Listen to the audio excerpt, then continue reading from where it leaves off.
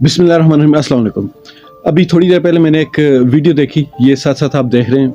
इस वीडियो में जो बज़ाहिर लगता है कि ये केपीके या सिंध का इलाका, लेकिन ज़्यादा चांस ये है कि केपीके का इलाका है।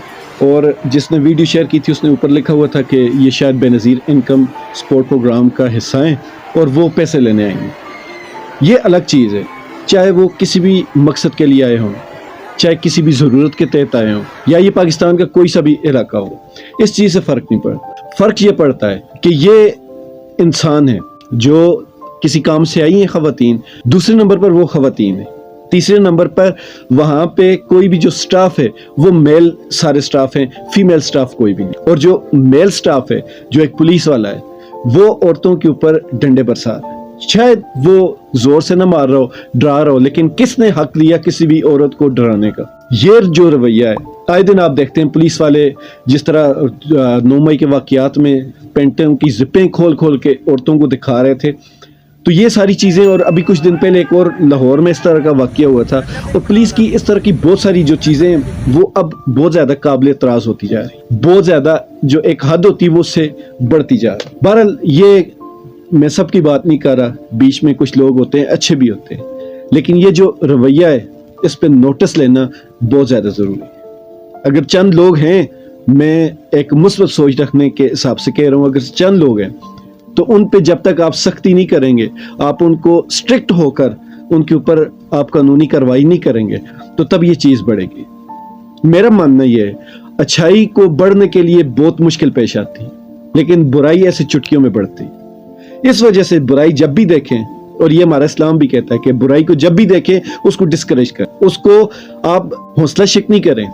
इसी चीज़ से, इस माशरे से जो बुराई है वो ख़त्म हो सके। दूसरी चीज़, पाकिस्तान में आजकल जिस तरह गुर्बत चल रही है, गरीब बंदा सारा दिन मेहनत मजदूरी करता है, तो शाम को उसके घर की आधी चीज़ें पूरी होती हैं और आधी चीज़ें पूरी नहीं होती। उसको हर चीज़ खरीदनी पड़ती, कहीं भी उसको सहूलत नहीं मिलती। हुकूमत के लेवल पर किसी तरह भी आवाम के लिए कोई सहूलत नहीं। तो अगर आवाम जो सारा दिन मेहनत करती और इस मुल्क में ही रहती है, फिर भी हलाल रोजी कमा कर अपने बच्चों का पेट पालती है, तो जो हलाल कमा रहे हैं उनका हक बनता है कि उनको मरात मिले, उनको सहूलतें मिलें, उनके बच्चों का बेहतर मुस्तकबिल बनाने के लिए उनकी तालीम फ्री मिले और अच्छी मिले, उनकी जो सेहत की सहूलतें उनको अच्छे तरीके से मिलनी चाहिए। लेकिन हो क्या रहा है, उलट है।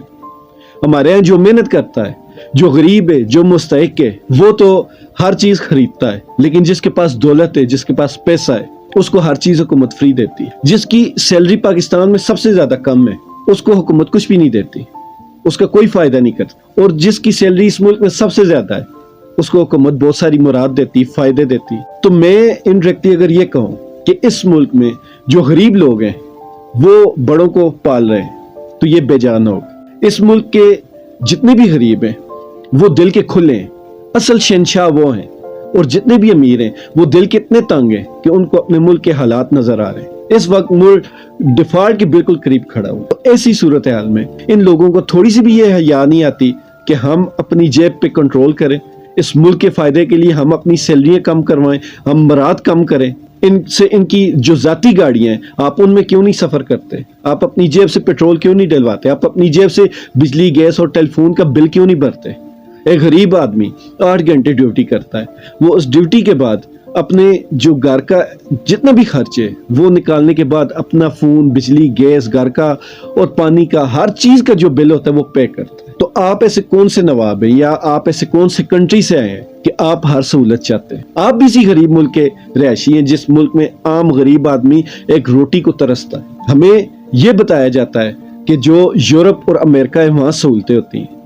हमें क्या पता, हमारी बिला से हमने तो नहीं देखा, लेकिन जो यूरोप और अमेरिका जा सकते हैं उनको यहाँ भी वही सहूलतें मिल रही हैं, बल्कि वहाँ से ज़्यादा मिल रही हैं। वहाँ तो जितने भी गोरे और ये बड़े लोग हैं वो काफ़ी सारे काम खुद भी करते हैं, लेकिन हमारे तो ऐसे नवाबी तबीयत के हैं कि जब इनको थोड़ा सा ओहदा और रुतबा मिलता है तो ये हर चीज़ के लिए एक मुलाजम रखते हैं, ये कोई काम अपने हाथ से नहीं करते। जितनी भी ये सारे लोग मुराद ले रहे हैं, जितने भी हुकूमत से, पाकिस्तान से फ़ायदे उठा रहे हैं, अगर उनको आधा कर दिया जाए तो बाकी जितनी भी आधी आबादी है उनके ऊपर, उनकी ज़िंदगियों पर बहुत बड़ा असर पड़ेगा। یہ ایک انسانیت کی بات، لیکن مجال ہے کہ ان لوگوں کے کان پر جوں بھی رینگتی ہو، یہ روز خود عوام کو بتاتے ہیں کہ یہ ملک ڈیفالٹ کے قریب ہے، اس ملک کے جو ریزرو ہیں وہ کم ہوتے جا رہے ہیں، اس ملک کا جو سرمایہ ہے وہ باہر نکلتا جا رہا ہے، اس ملک میں کرپشن بڑھتی جا رہی ہے، اور یہ جتنی بھی چیزیں بتاتے ہیں، میں سمجھتا ہوں پاکستان کی 80% آبادی کو ان چیزوں کا پتہ بھی نہیں ہوگا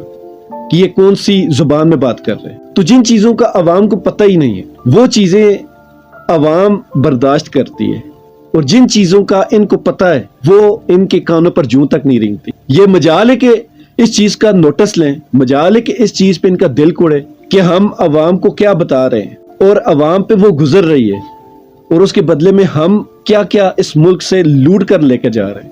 میں لوٹنے کا لفظ اس وجہ سے استعمال کر رہا ہوں کہ جہاں آپ کو پتہ ہو، میں نے اکثر ایسے دیکھا ہے، ہمارے جو غریب لوگ ہیں ان کا اکثر دیکھا ہے کہ کسی بندے کو اگر ضرورت ہو تو اس کو دیہڑی سے زیادہ پیسے دے دیے جاتے، کسی بندے کے پاس پیسے نہ ہو، مطلب کہ یہ وقتی طور پر ایڈجسٹمنٹ کر لی جاتی ہے۔